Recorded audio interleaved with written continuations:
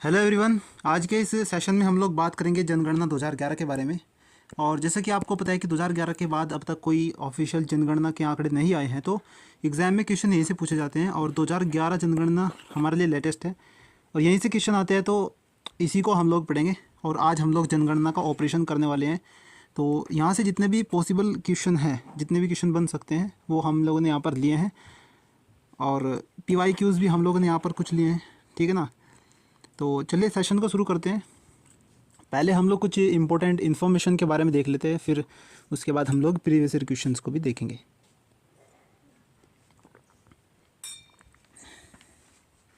तो चलिए शुरू करते हैं।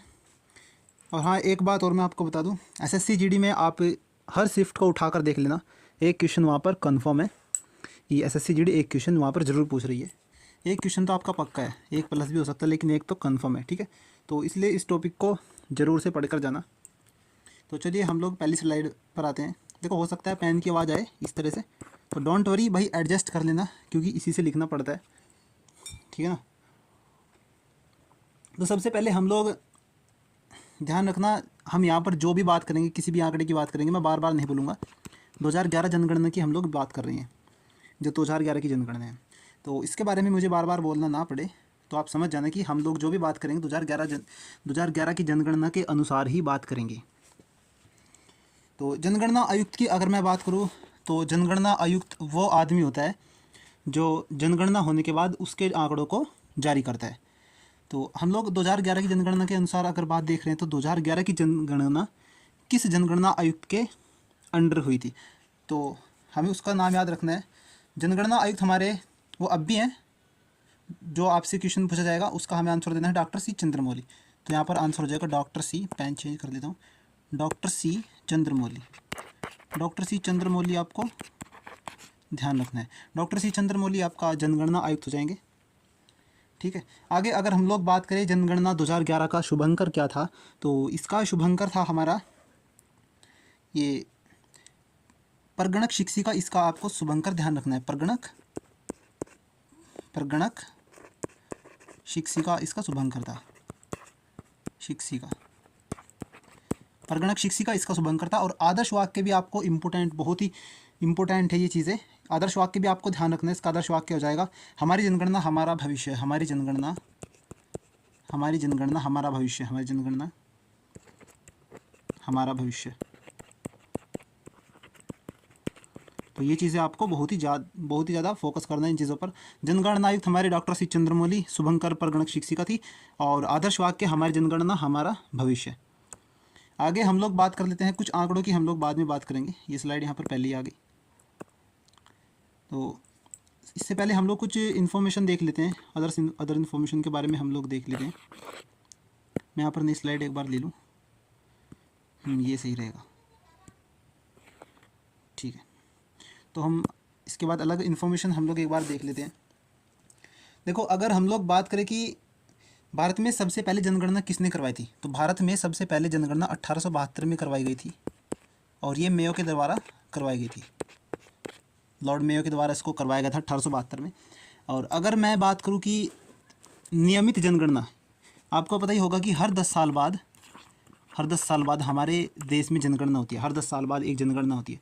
तो 1872 में तो ऐसे ही ये जनगणना करवा दी गई थी। लेकिन 1881 की अगर मैं बात करूँ, 1881 वो साल है, 1881 वो साल है जब से हमारे देश में हर 10 साल बाद जनगणना होती आ रही है, और तब से अब तक ये जनगणना हमारे देश की 15वीं जनगणना है। ये चीज़ आपको ध्यान रखनी है, ये 15वीं जनगणना है, और आज़ाद भारत की ये 7वीं जनगणना है, ठीक है ना। ये चीज़ आपको ध्यान रखनी है। और जो अब यानी कि 2021 में होनी थी, 2021 में तो हो नहीं पाई, लेकिन 2024 में ये होनी थी, शायद 2024 में भी ये लोग नहीं करवा पाएंगे, तो ये हमारी 16वीं जनगणना होनी थी।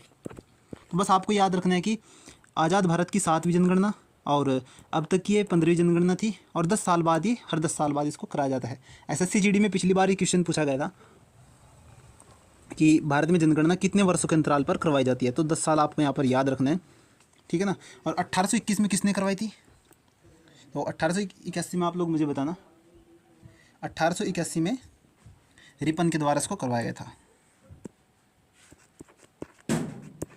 एक सेकेंड, तो हम लोग कहाँ पर थे, 1881 में सबसे पहली बार, मतलब जहाँ से कंटिन्यू हर 10 साल बाद हमारे भारत में जनगणना हो रही है, वो 1881 से हो रही है और लॉर्ड रिपन के टाइम पर ही जनगणना हुई थी।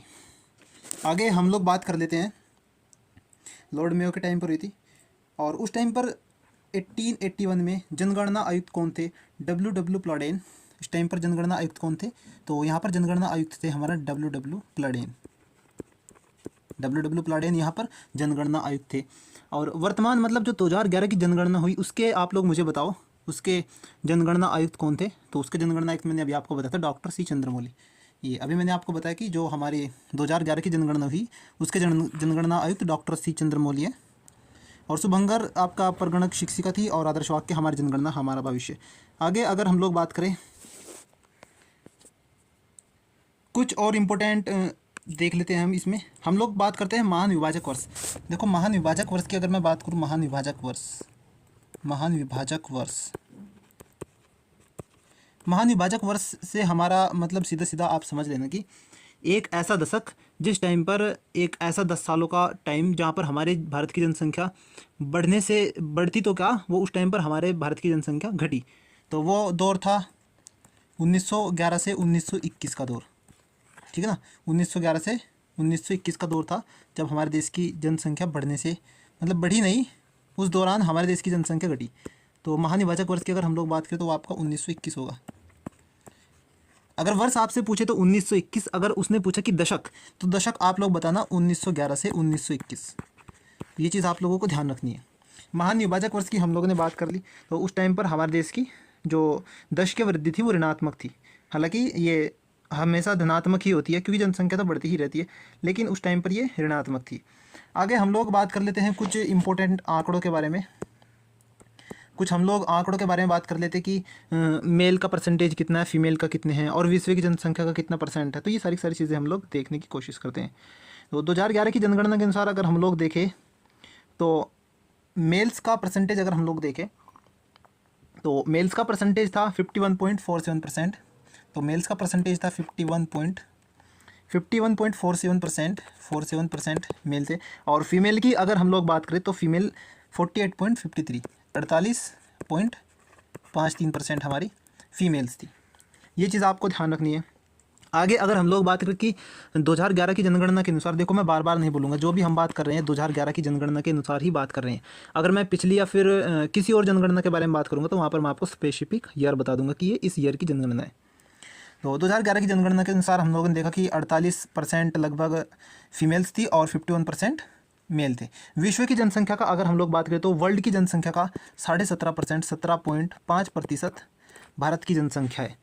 ये वर्ल्ड की जनसंख्या का 17.5% है। और घनत्व की अगर हम लोग बात करें तो भारत की जनसंख्या का जो घनत्व है वो 382 है। 382 आपको याद रखना है सीधे सीधे, ठीक है ना।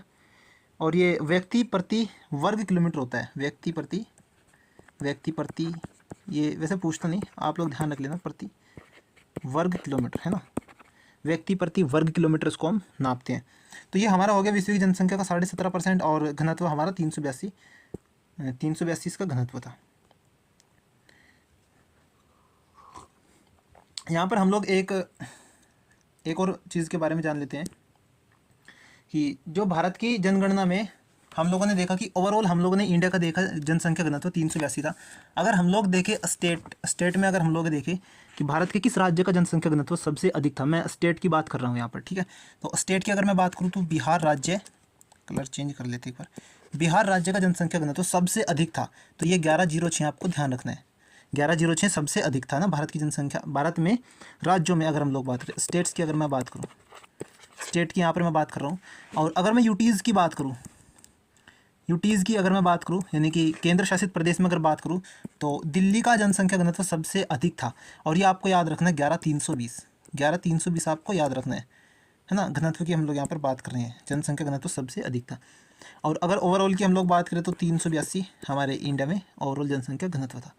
आगे हम लोग बात कर लेते हैं लिंगानुपात की।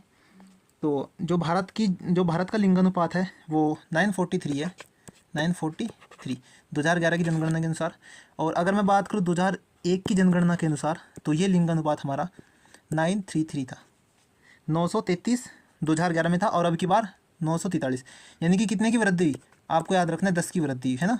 तो ये चीज़ आपसे पूछ लेता है। 2001 में 933 था और 2011 की जनगणना के अनुसार आपका 2011 की जनगणना के अनुसार 943 था। साक्षरता की अगर हम लोग बात करें, साक्षरता हमारे देश में कितनी थी और अब कितनी है ना।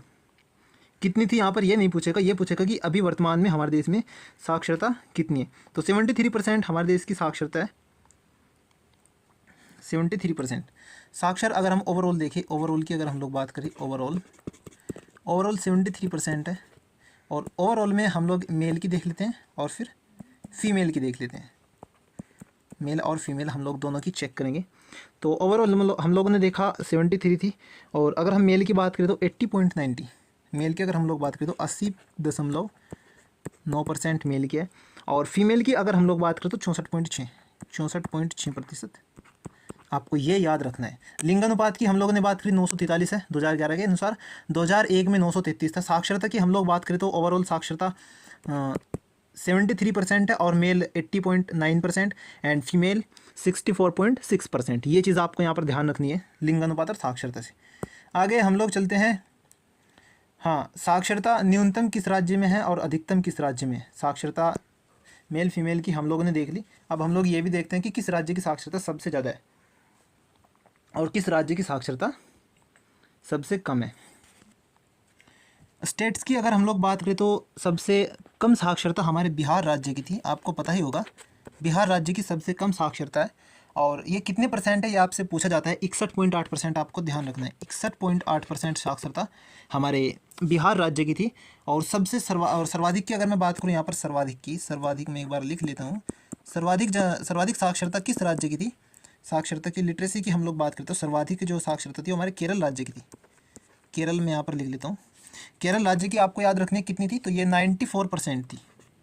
काफ़ी पढ़े लिखे लोग हैं वहाँ के केरल राज्य के, तो 94% वहाँ की आपका साक्षरता थी। घनत्व की आगे हम लोग बात कर लेते हैं कि भारत में कितना घनत्व है। घनत्व ओवरऑल की हम लोगों ने बात ही कर ली। ओवरऑल तो मैंने भी आपको बता ही दिया। ओवरऑल आप लोग मुझे बताओ एक बार और, ओवरऑल घनत्व हमारे देश का कितना है ये आप लोग मुझे बताओगे। सबसे कम घनत्व, सर्वाधिक घनत्व किसका है, सर्वाधिक घनत्व किसका है। और फिर न्यूनतम की हम लोग बात करेंगे, न्यूनतम घनत्व किसका है। तो सर्वाधिक घनत्व किस राज्य का है। सर्वाधिक घनत्व अभी हम लोगों ने बात करी थी सर्वाधिक की, और न्यूनतम हम लोगों ने नहीं बताया। तो सर्वाधिक बिहार राज्य का सर्वाधिक है, और बिहार राज्य का सर्वाधिक है तो कितना है ये भी मैंने आपको बताया। तो ओवरऑल हमारा 382 है जनसंख्या घनत्व। और बिहार का मैंने अभी आपको बताया था 1106, आपको याद रखना है। दिल्ली का मैंने आपको बताया था, आप लोग मुझे दिल्ली का एक बार बताओ। हालांकि दिल्ली यूटीज़ है, मतलब केंद्र शासित प्रदेश है, उसकी हम लोग बात नहीं यहाँ पर अभी करेंगे। सबसे कम जनसंख्या घनत्व आपका अरुणाचल प्रदेश का है। अरुणाचल प्रदेश है ना, अरुणाचल प्रदेश का कितना है आपका, अरुणाचल प्रदेश 17 वहाँ का जनसंख्या घनत्व है।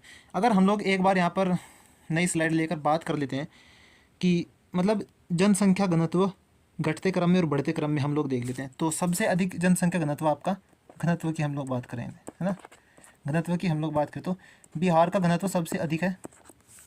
वो कभी कभी आपसे सीक्वेंस पूछ लेता है, हालांकि एसएससी जीडी में इतना डीपली नहीं क्वेश्चन पूछता। ये एसएससी जीडी में आपका बस हेडिंग टाइप ही क्वेश्चन पूछता है, ऊपर से पूछता है, इतना डीप नहीं पूछेगा। लेकिन फिर भी हम लोग इसको कर लेते हैं। कम से कम 3 स्टेट तो हम लोग यहाँ पर कर लेते हैं। सबसे अधिक जो जनसंख्या घनत्व है वो बिहार का है। बिहार के बाद आप लोग चलो पश्चिम बंगाल है ना, वेस्ट बंगाल मैं यहाँ पर लिख लेता हूँ, वेस्ट बंगाल। बिहार के बाद वेस्ट बंगाल, और वेस्ट बंगाल के बाद केरल है ना, वेस्ट बंगाल के बाद केरला, और केरल के बाद आप लोग यहाँ पर लिख लेना उत्तर प्रदेश है ना, हमारा यूपी। और यूपी के बाद हरियाणा भी आपको याद रखना है, हरियाणा।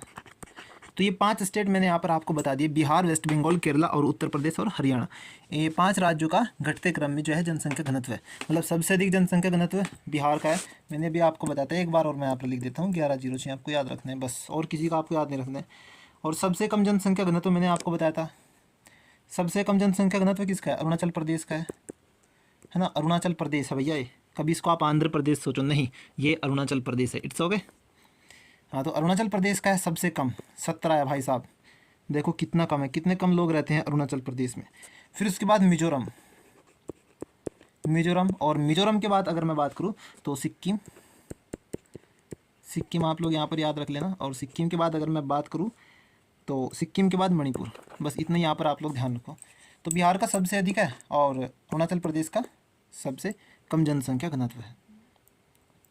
यूटीज़ के बारे में अभी हम लोग बात कर लेते हैं। एक पॉइंट हमारा हो रह गया, लिंग अनुपात। ओवरऑल लिंग अनुपात मैंने अभी आपको बताया कि भाई 933 से हमारा 943 हो गया 2011 की जनगणना के अनुसार। ये 2001 में था, ये 2011 में है।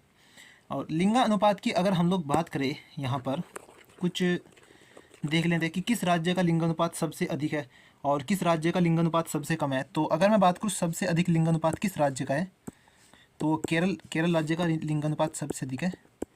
केरला का सबसे अधिक है 1084, ठीक है ना। और सबसे कम, ये सर्वाधिक है, ये मैक्सिमम है एक्चुअली। और मिनिमम की अगर हम लोग बात करें तो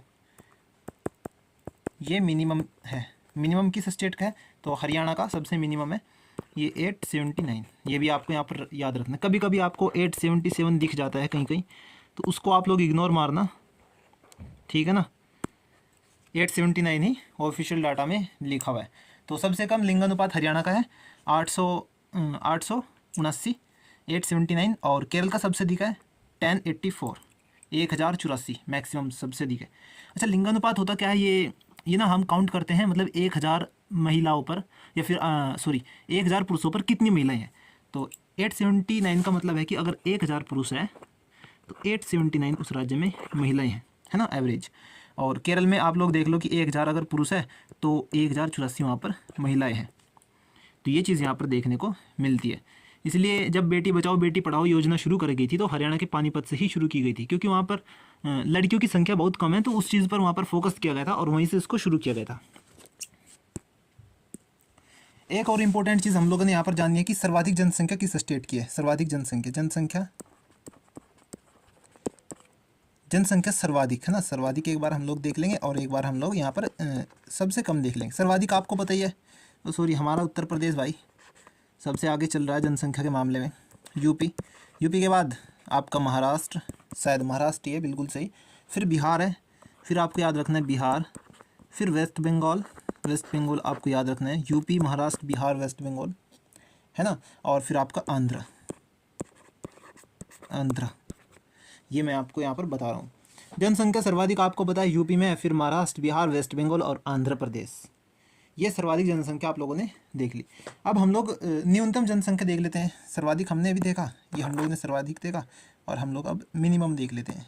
मिनिमम, वही ये मत सोचना मैं कहीं इंग्लिश में लिख रहा हूँ मिनिमम और कहीं हिंदी में। यार इतनी सेंस तो आपको मुझे लगता है होगी कि आप हिंदी और इंग्लिश के बीच में डिफरेंस कर पाओ। कोई ज़्यादा फ़र्क नहीं है, सबसे ज़्यादा है, ये सबसे कम। सबसे कम आपको पता ही है सिक्किम राज्य की सबसे कम है, सिक्किम की सबसे कम है। और सिक्किम से ज़्यादा फिर मिजोरम की है। मिजोरम RM आएगा, जगह नहीं है तो मैं नहीं लिख पा रहा, तो मिजोरम। फिर अरुणाचल प्रदेश, गोवा, यहाँ पर मैं लिखता हूँ अरुणाचल प्रदेश, फिर आपका गोवा। देखो, गोवा सबसे छोटा स्टेट है अपने एरिया के मामले में, और सिक्किम अपना सबसे छोटा स्टेट है पॉपुलेशन के मामले में, ठीक है। ये चीज़ आपको यहाँ पर याद रखनी है। इनमें बच्चे कंफ्यूज हो जाते हैं काफ़ी कि भारत का सबसे छोटा राज्य गोवा है, वो क्षेत्रफल की दृष्टि से है भाई, ठीक है। और भारत का सबसे छोटा स्टेट सिक्किम है, वो आपका पॉपुलेशन के मामले में है ना। पॉपुलेशन की अगर हम लोग बात करें तो सबसे कम सिक्किम राज्य की ही है। लगभग यहाँ पर हम लोगों ने सारी इंपॉर्टेंट इन्फॉर्मेशन कवर कर लिया है, और अगर एक दो इन्फॉर्मेशन और रहती है तो मैं उसको भी अभी देखता हूँ। बाकी हम लोग यूटीज़ पर चलते हैं कि यूटीज़ में कहाँ पर क्या है, कौन सा ज़्यादा है कौन सा कम है। यूटीज़ में जनसंख्या की अगर हम लोग बात करें तो आपको पता ही होगा, मैंने भी आपको बताया कि दिल्ली की जनसंख्या सबसे ज़्यादा है। दिल्ली की जनसंख्या सबसे अधिक है ना, सर्वाधिक, ये मैक्सिमम है दिल्ली की। और मिनिमम की अगर मैं बात करूँ तो मिनिमम आपको ध्यान रखना है लक्षद्वीप, है ना, लक्षद्वीप, ऐसे मैं लिख देता हूँ लक्षद्वीप, समझ चुके होंगे आप लोग। लक्षद्वीप की सबसे कम है और दिल्ली की सबसे अधिक है, ठीक है ना। और दिल्ली का जनसंख्या घनत्व मैंने आपको बताया था, आप लोग मुझे यहाँ पर इसका घनत्व बताओगे, ठीक है ना। आप लोग घनत्व अपने माइंड में सेट करके रख लेना कि दिल्ली का घनत्व क्या है, क्योंकि मैंने भी कई बार आपको बता दिया है।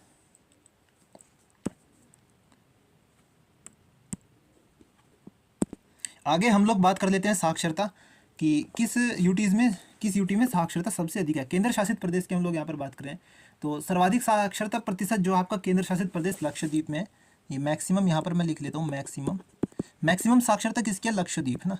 मैं लक्ष्य लिख लेता हूँ सीधा, लक्षद्वीप आप लोग समझ लेना, लक्ष्य से लक्षद्वीप आप समझ लेना। और कितनी परसेंट है सर्वाधिक साक्षरता लक्षद्वीप की? और 95.6%, 95.6% काफ़ी है भाई, ठीक है ना। सॉरी 95.6 हम कुछ गलत लिख लिए, ये मेल की है, हमें यहाँ पर ओवरऑल लिखनी है एक्चुअली, ठीक है ना। तो 91.8 हो जाएगी, 91.8% लक्षद्वीप की ओवरऑल साक्षरता। और सबसे कम साक्षरता की अगर मैं बात करूँ तो दादर एंड नागर हवेली, दादर एंड नागर हवेली, हवेली से आप समझ जाना, दादर और नागर हवेली, इसकी सबसे कम साक्षरता है और 76.2% है, 76.2% इसकी साक्षरता दर है। ये मिनिमम होगी आपका ना, मिनिमम आपको यहाँ पर ध्यान रखना है, मिनिमम दादर नागर हवेली। घनत्व की अगर हम लोग बात करें तो घनत्व मैंने आपको बताया ये भाई दिल्ली का सबसे अधिक है 11,320, तो घनत्व 11,320, मैंने भी आपसे पूछा था 11,320 दिल्ली का घनत्व। और घनत्व की हम लोग बात करें तो ये मैक्सिमम हुआ, और मिनिमम की हम लोग यहाँ पर बात कर लेते हैं। मिनिमम किस यूटी का जनसंख्या घनत्व है? तो जनसंख्या घनत्व आपको ध्यान रखना है, सबसे कम जनसंख्या घनत्व अंडमान और निकोबार का है, अंडमान एंड निकोबार, अंडमान और निकोबार। और सबसे कम कितना है भाई? 46 है, ये भी आपको ध्यान रखना है, ठीक है। 46 है अंडमान एंड निकोबार का। नेक्स्ट स्लाइड पर हम लोग चलते हैं, तो ये तो खाली है भाई, हम लोगों ने यहाँ पर कुछ और बात करनी है यूटीज़ के बारे में, ठीक है। यूटीज़ के बारे में हमें कुछ और टॉपिक्स भी देखने हैं। तो सर्वाधिक लिंगानुपात की हम लोग बात कर लेते हैं एक बार।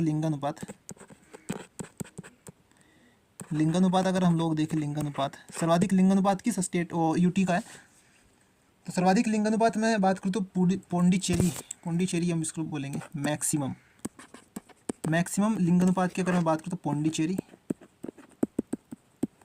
सर्वाधिक लिंगानुपात है, और ये 1037 आपका, ठीक है ना, 1037 है लिंगानुपात। और सबसे कम किसका है? दमन एंड दीव का सबसे कम है 618, बहुत कम है भाई 618।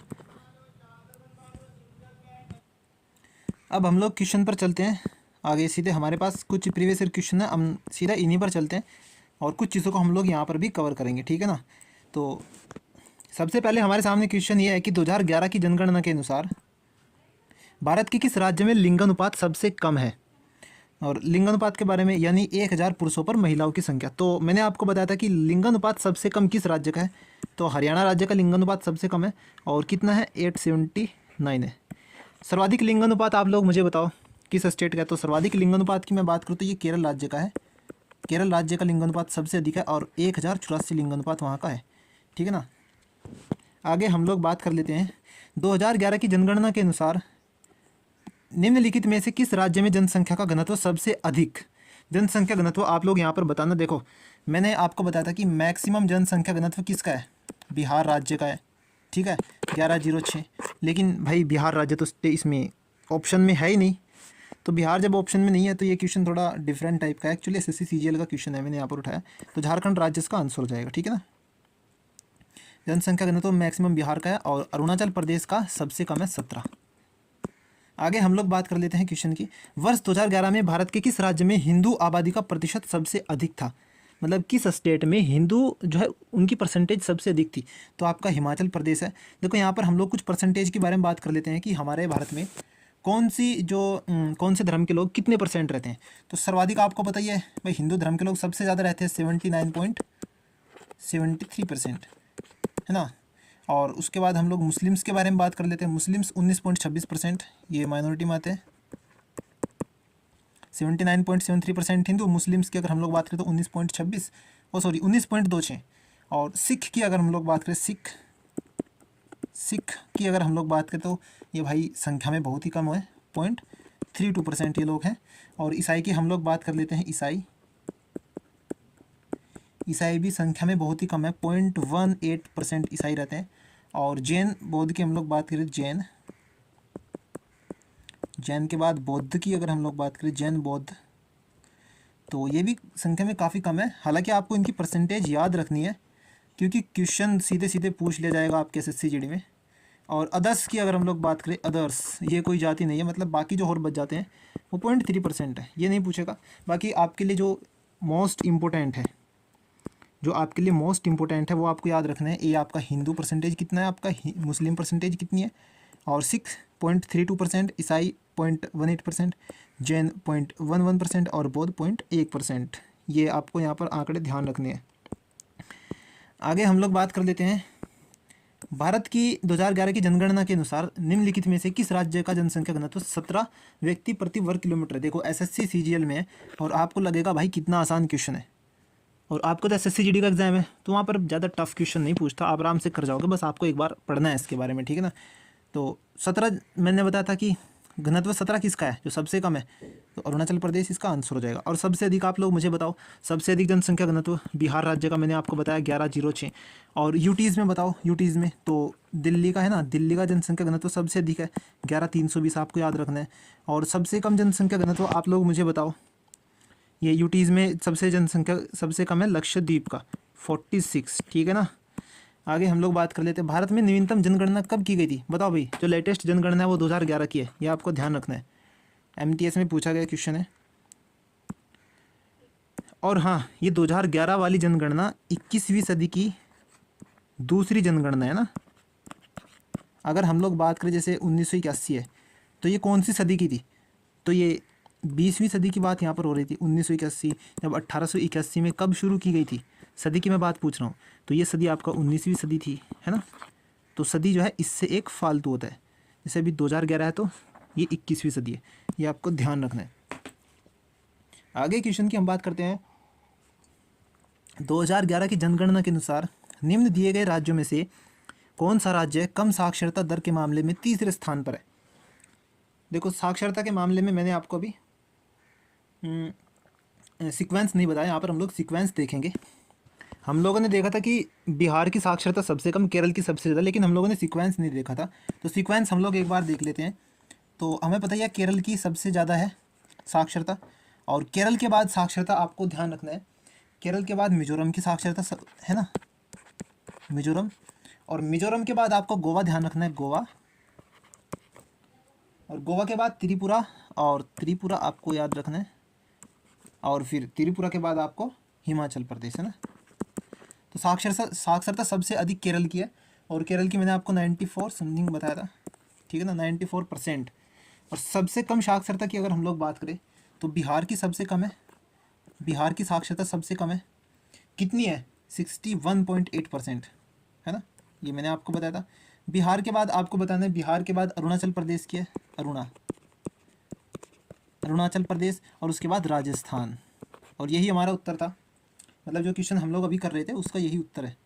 कि आगे दो स्टेट के बारे में हम लोग बात कर लेते हैं, राजस्थान के बाद झारखंड, और झारखंड के बाद आपको ध्यान रखना है आपका आंध्र प्रदेश, है ना, आंध्र। और आंध्र प्रदेश, तेलंगाना भी आप यहाँ पर ऐड कर लेना, तेलंगाना, आंध्र विद तेलंगाना। तो क्वेश्चन का आंसर हमारा आ जाएगा कि कौन सा राज्य कम साक्षरता दर के मामले में तीसरे स्थान पर है, तो राजस्थान तीसरे स्थान पर है, बिहार पहले स्थान पर है, ठीक है ना। ये हम लोगों ने सीक्वेंस देख लिया। एक वर्ष में प्रति 1000 व्यक्तियों पर होने वाली मौतों को क्या कहते हैं, देखो इस क्वेश्चन में ही इसका आंसर छिपा है, तो आप लोग इसका आंसर दोगे मृत्यु दर, है ना। 1000 लोगों पर हर साल जो होने वाली मौतें हैं उनकी संख्या को हम लोग मृत्यु दर कहते हैं। भारत में 21वीं सदी की दूसरी जनगणना कब आयोजित की गई, तो 21वीं सदी की पहली जनगणना 2001 वाली थी, और 21वीं सदी की दूसरी जनगणना की बात करें तो 2011, इसका आंसर हो जाएगा। आयु के आधार पर किसी राष्ट्र की जनसंख्या को सामान्यतः व्यापक श्रेणी में बांटा जाता है। देखो 3 श्रेणियों में बांटा जाता है। आप कहीं पर किसी भी देश की जनगणना की बात करें तो उसको फर्स्ट, सेकंड और थर्ड 3 पार्ट्स में डिवाइड करके उसको मतलब उसकी जनसंख्या की गिनती की जाती है।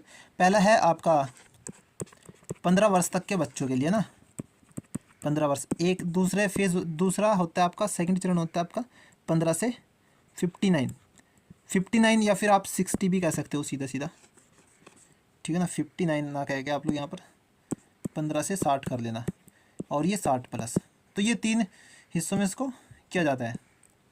तो आयु के आधार पर किसी राष्ट्र की जनसंख्या सामान्यतः व्यापक श्रेणियों में बांटा जाता है, 3 श्रेणियों में बांटा जाता है, एक 15 साल तक, एक 15 से 60 और 60 प्लस। ये ध्यान आपको रखना है। 2011 की जनगणना के प्रायोजन के लिए स्पेस और उससे अधिक आयु की व्यक्ति जो किसी भी भाषा में समझ सके, 7 पढ़ और लिख सके, उसको साक्षर माना जाता है। देखो 7 साल से ऊपर का आदमी 2011 की जनगणना में ये एक मतलब एक पैमाना बैठाया गया था कि भाई 7 साल से ऊपर की आयु का आदमी अगर अपना नाम लिख कर पढ़ ले, कुछ भी चीज़ लिख ले और पढ़ ले, तो वो साक्षर माना जाएगा। तो यहाँ पर 7 साल की एज को माना गया था एक पैमाना कि 7 साल से ऊपर का आदमी हम लोग यहाँ पर कंसीडर करेंगे, ठीक है। 2011 की जनगणना के अनुसार भारत में निम्नलिखित में से किस राज्य की जनसंख्या सबसे अधिक है? तो उत्तर प्रदेश आपका राज्य हो जाएगा। उत्तर प्रदेश की जनसंख्या सबसे अधिक है। उत्तर प्रदेश की जनसंख्या सबसे अधिक है, तो सबसे कम बताओ किसकी है? तो सबसे कम आपका सिक्किम की है ना, सिक्किम की सबसे कम है। आगे हम बात करते हैं 2011 की जनगणना के अनुसार भारत के किस राज्य में जनसंख्या घनत्व सबसे अधिक है? जनसंख्या घनत्व सबसे अधिक स्टेट की वो बात कर रहा है, देखो किस राज्य की बात कर रहा है, ठीक है। तो बिहार की हो जाएगी 1106, तो बिहार इसका आंसर हो जाएगा। 1951 की जनगणना के अनुसार भारत की साक्षरता दर क्या थी? तो वो 18.33 थी, ठीक है। ये भी आपको ध्यान रखना है। जब हमारा देश आज़ाद हुआ था तो 1947 में हम लोग आज़ाद हुए थे और आज़ादी के बाद 1951 में जनगणना हुई थी, इसलिए ये क्वेश्चन यहाँ पर पूछा गया है। भारत की 2011 की जनगणना के अनुसार शहरी जनसंख्या का परसेंटेज कितना है? तो शहरी जनसंख्या का परसेंटेज 31.16% है, ठीक है। और ग्रामीण जनसंख्या का अगर मैं बात करूँ तो वो 68% के समथिंग है। ये भी आपको ध्यान रखना है, ये ग्रामीण। आगे हम लोग बात कर लेते हैं 2011 की जनगणना के अनुसार भारत के निम्न में से किस राज्य में लिंगानुपात सबसे अधिक है? तो लिंगानुपात किस में अधिक है? केरल में सबसे अधिक है 1084, ठीक है ना, 1084, ये आपको ध्यान रखना है। और सबसे कम लिंगानुपात की बात मैंने करी थी, हरियाणा में सबसे कम लिंगानुपात है 87879, ये हरियाणा का है ना। आगे हम लोग बात कर लेते हैं स्वतंत्र भारत की पहली जनगणना कब आयोजित हुई थी? भाई स्वतंत्र भारत की कब हुई थी? 1951 में हुई थी। 2011 की जनगणना के अनुसार भारत के किस राज्य की जनसंख्या घनत्व सबसे अधिक है? तो जनसंख्या घनत्व सबसे अधिक बिहार का है 1106, ठीक है। और आपका अरुणाचल का सबसे कम है 17। तो यहाँ पर काफ़ी चीज़ों को हम लोगों ने कवर किया जनसंख्या से रिलेटेड। बाकी मिलते हैं नेक्स्ट वीडियो में। Thank you so much.